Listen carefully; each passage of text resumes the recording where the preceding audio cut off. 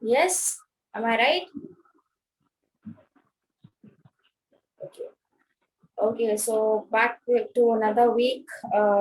Let's recall whatever we learned so far. Fiber to fabric. What did we learn? That fiber is a flexible thread, and that is spun into yarn, and yarn is made into fabric by two methods called weaving and knitting. Right? Weaving. Uh, there are two types of fiber, natural fiber and animal fiber. Natural fiber and synthetic fiber. Synthetic fiber are also called artificial fiber or man-made fiber. Natural fiber are again classified into two types because we obtain natural fiber from two things, plant and animal, right? And so in this chapter, we are learning about plant fiber, especially about cotton and jute. So cotton, it grows in so alluvial soil and black soil, and it needs moderate rainfall uh, with moderate humid climate, right? How is it grown? The fruits of the cotton plant are of lemon-sized pod. Once they ripen, they burst open, and you will have the cotton arranged in that with the seeds. Then it goes for processing. We have to pick those cotton from the plant, and it goes for the processing. First step is ginning, where roller gin machines are used to remove the seed from the fiber, right, from the cotton. So once the seed is removed, the cotton is free, the fiber is free from the seed, and it is called lint. These lint are then stacked into bale, and they are covered using covering material, and they are sent to the mills for the second step called spinning. Spinning is done on a large scale in using spinning machines. Spinning machines are used to spun the fiber to yarn, right? So yarn is a continuous thread that is used, that goes for next step called making fabric, where weaving and knitting is done. Weaving is overlapping of two different yarns, and knitting is interlocking of yarns to get a fabric, right?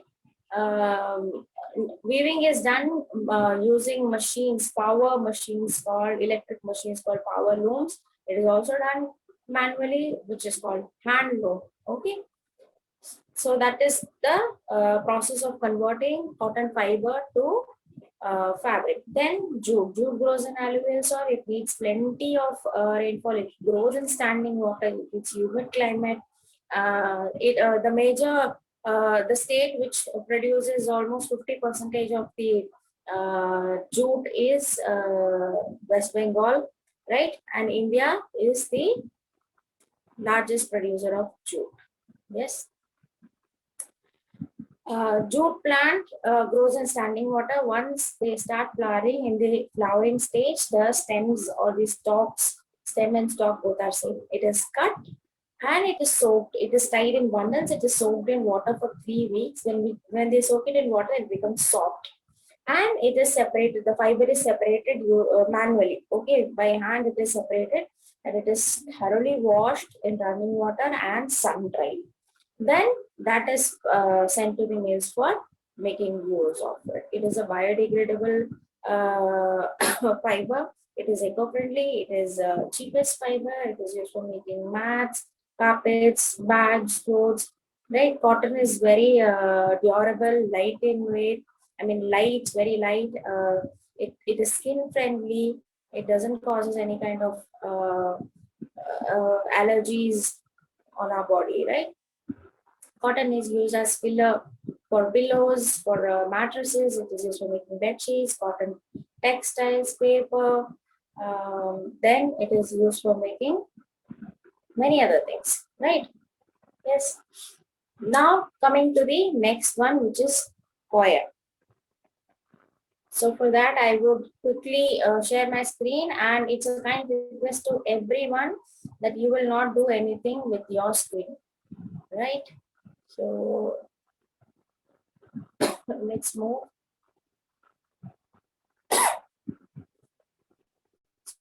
Excuse me.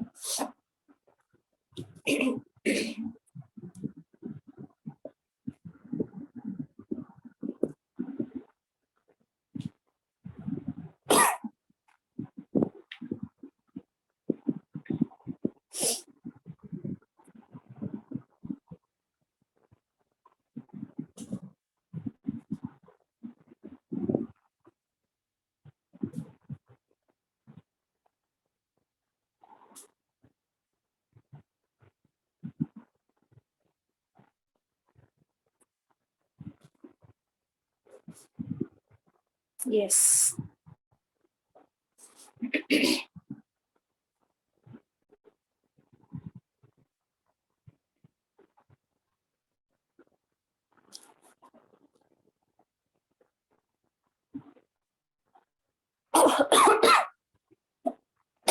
Sorry. Yes. Coir. So how is coir and what is actually coir? Coir is a very rough fiber. Okay, it is a rough fiber which is obtained from the outer covering of coconut. So the outer covering of coconut is fibrous, right? It's called the husk of the coconut. Outer covering or husk of coconut, which is very rough, and that is, and from that only coir is obtained, right?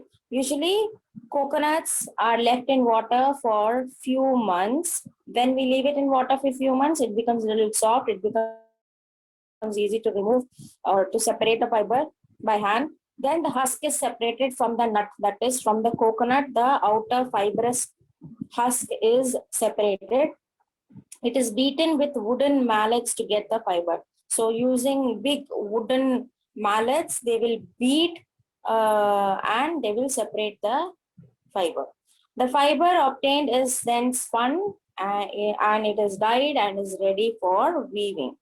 Okay, Kerala in India is the major producer of coir. West Bengal in India is the major producer of jute. Kerala in India is the major producer of coir, right? But Sri Lanka is the major producer of coir in the world, right? Whereas for jute, India is the largest producer of jute in the world, right? So don't get confused. Which is the largest producer? Which country is the largest producer of jute in the world?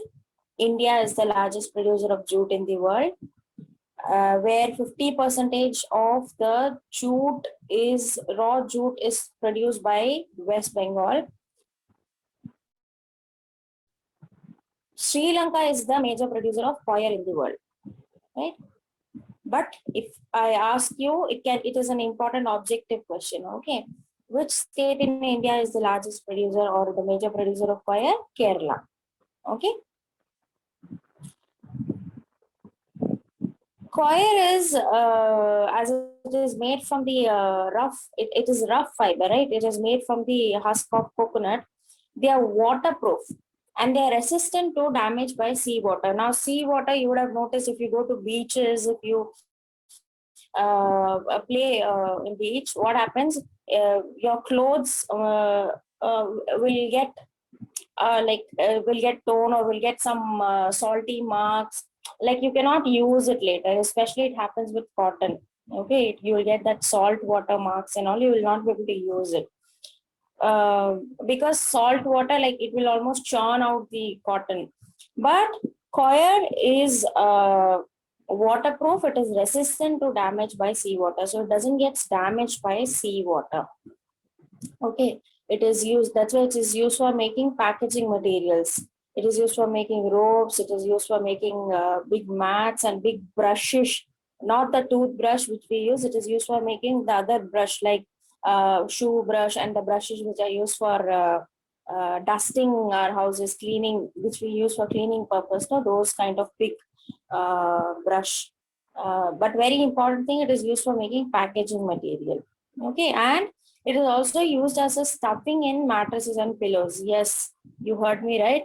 Apart from cotton, see, generally you will find cotton inside pillows and mattresses, but there are few places where they use coir as the filling material, stuffing material for pillows and mattresses. Okay.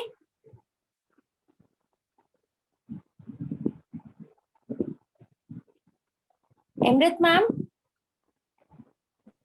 Yes, ma'am. இல்ல கேக்குதானு confirm கேக்குது ma'am. Okay ma'am. Thank you ma'am. Yes, children, I'll repeat again coir. Coir is a rough fiber. Keep in mind it is a rough fiber. See, think about a coconut outer covering, which is fibrous, which is thick, which is rough. Okay, coir is obtained. It is a rough fiber which is obtained from the outer covering of coconut. The outer covering is also called the husk of coconut. These coconuts are left in water for a few months, and when they become little soft, they are separated from the coconut and beaten with wooden mallets to get the fiber. So they will beat the fiber to separate it. Then it is spun and dyed and is used for weaving. And Kerala in India is the major producer of coir. Sri Lanka is the major producer of coir in the world. Okay. India is the largest producer of jute in the world. Uses of and characteristics of coir, as I said, they are resistant to damage by seawater. So seawater generally has the characteristics of damaging the fiber, but coir doesn't get damaged by seawater. It is waterproof. That's why it is used for making packaging material. It is used for making ropes, for making carpets, floor coverings, for as stuffing.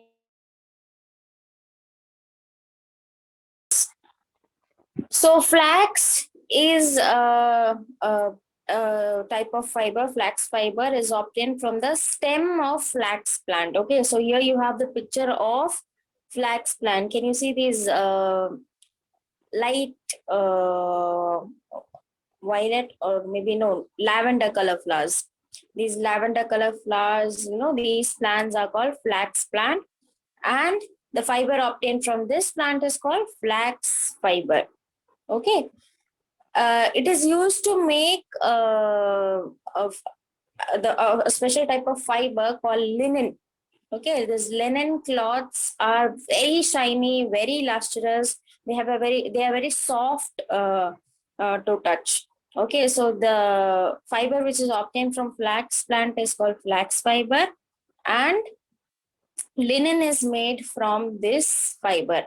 And it is also used to make high quality paper, especially the currency paper, the notes which we use now, 500, 2000 and all. Those currency papers are made using these flax fiber, right? Then apart from that, you have a few other plants from which the fiber is obtained, like hemp, rami, sisal. Okay, these are other types of plants from which fiber is obtained. And the fiber is mostly used for making carpets, for making bags, for making nets, for making ropes, decorative hangings. Okay, those kind of things. And a very special type of kind of plastic is also made from hemp fiber.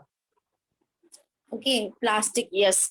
Plastic is made from hemp, a special type of plastic which is eco-friendly, right? So here in the fourth point, you have the cloth made of stem fibers of flax is known as linen.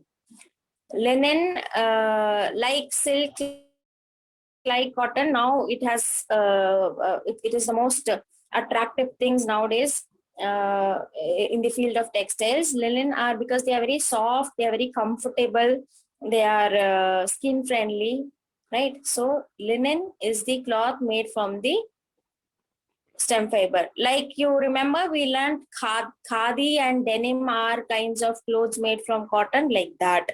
Linen is the cloth made from the stem fiber of flax. Okay.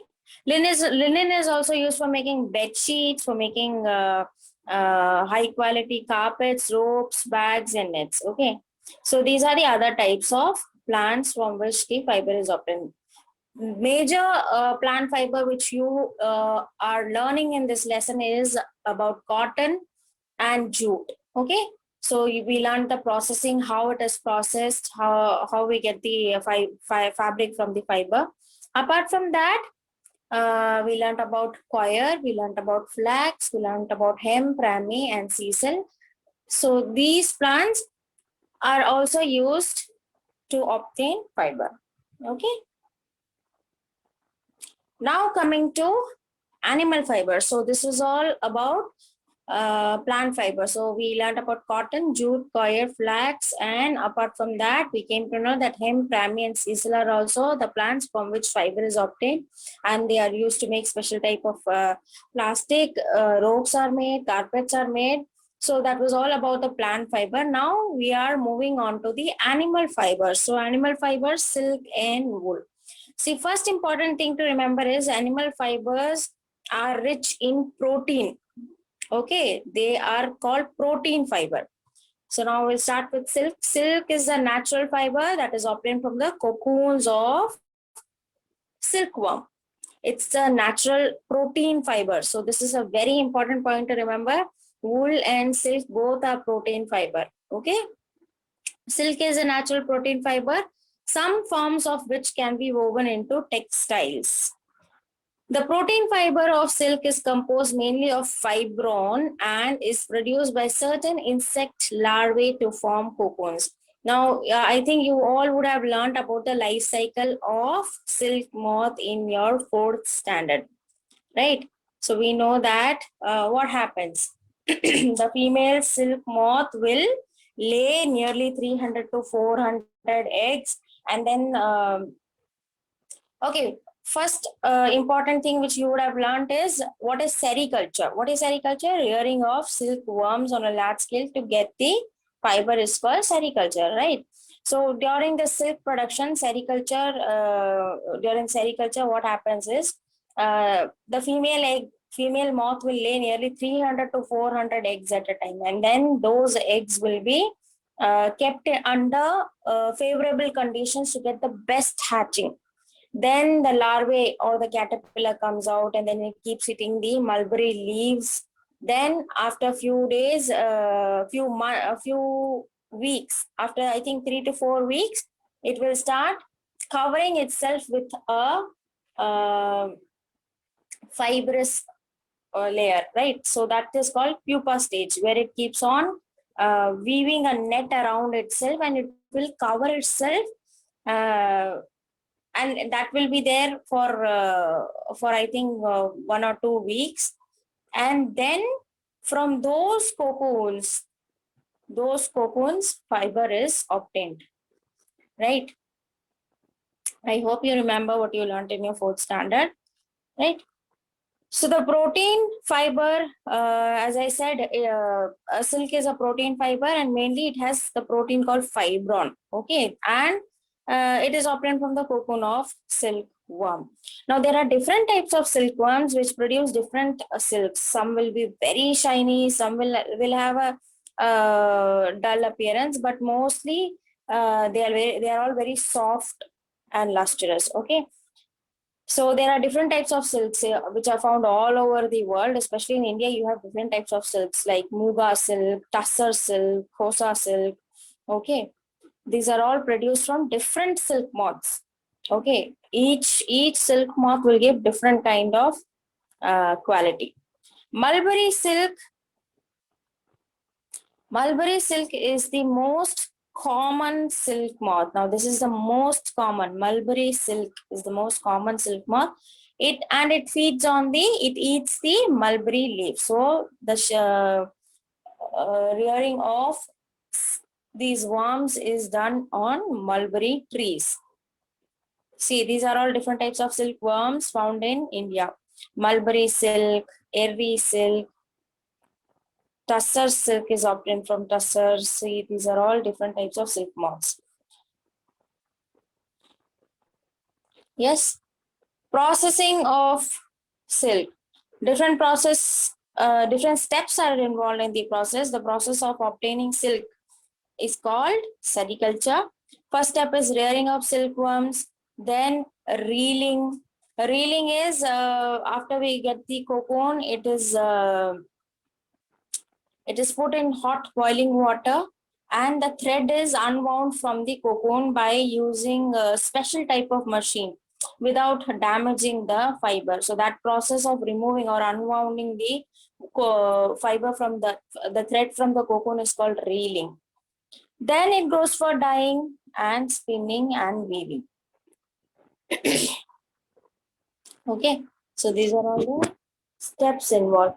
So all you have to remember is it is a natural fiber, it is a protein fiber, it is obtained from cocoons of silkworm, and the best silk comes from the cocoons of silkworms which feed on the mulberry leaves, and that's very common in India. Mulberry silk moth which feed on the mulberry leaves. And the definition of sericulture, the practice of rearing silkworms for the production of silk is called sericulture. a very important definition. The practice of rearing silkworms for the production of silk is called sericulture. Okay. Now, at present, India and China are the major producers of silk in the world. Yes. India and China are the major producers of silk in the world. First is China and then is India. Okay, we are the major producers of silk in the world.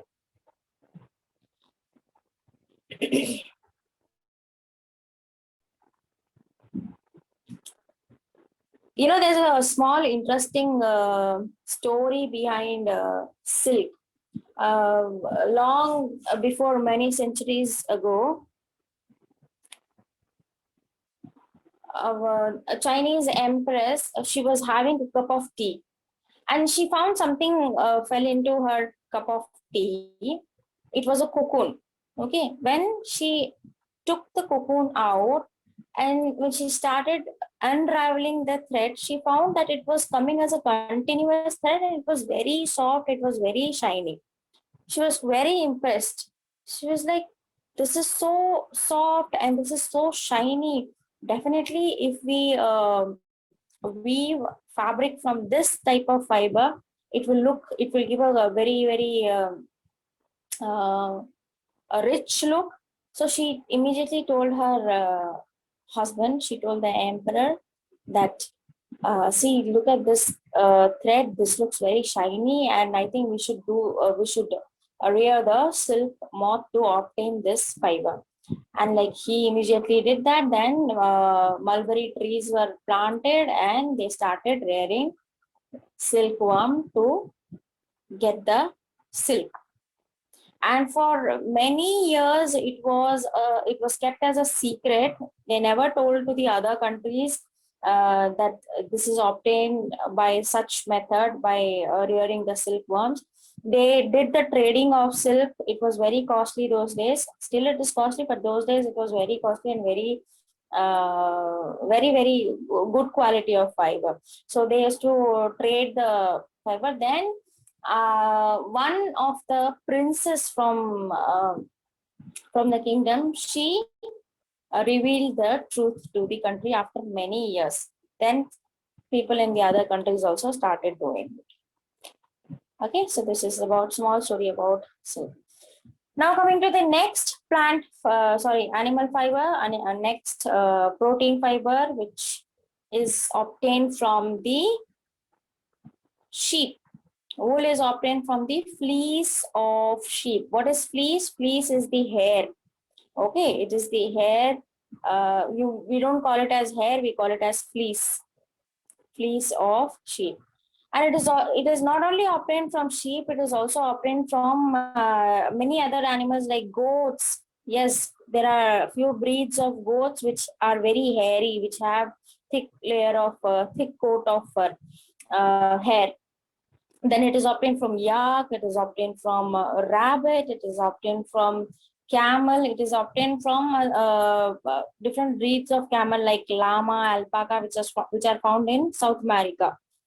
So from them it is obtained. So it is not only obtained from sheep, it is also obtained from different breeds of goats, from yaks, from rabbits, from camels, which have thick coat of hair on their body.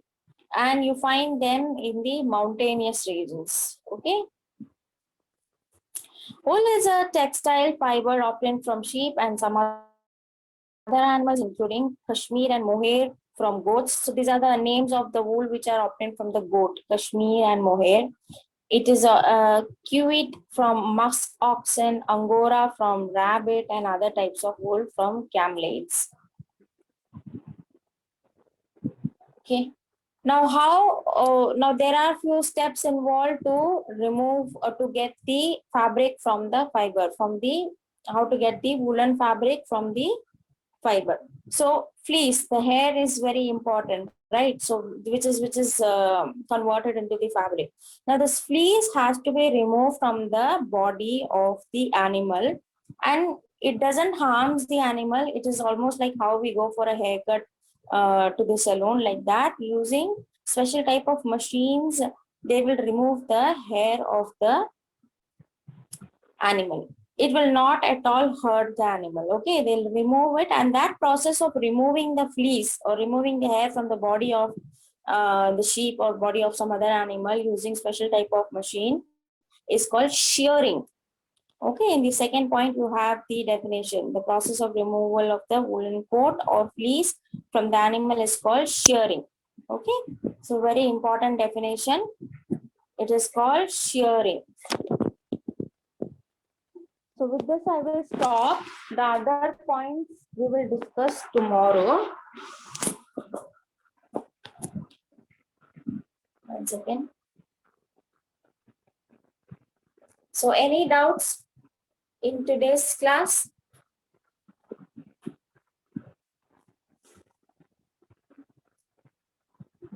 If anything, you can ask.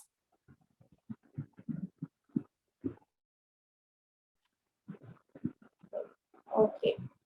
Okay, then we will continue a day after tomorrow, right? Tomorrow you don't have class. Day after tomorrow we'll continue, and today you have to go through the PPT slide. Okay, go through the slide. Prepare for your quiz assignment. Soon, in this week, I will send you a assignment where you will have to.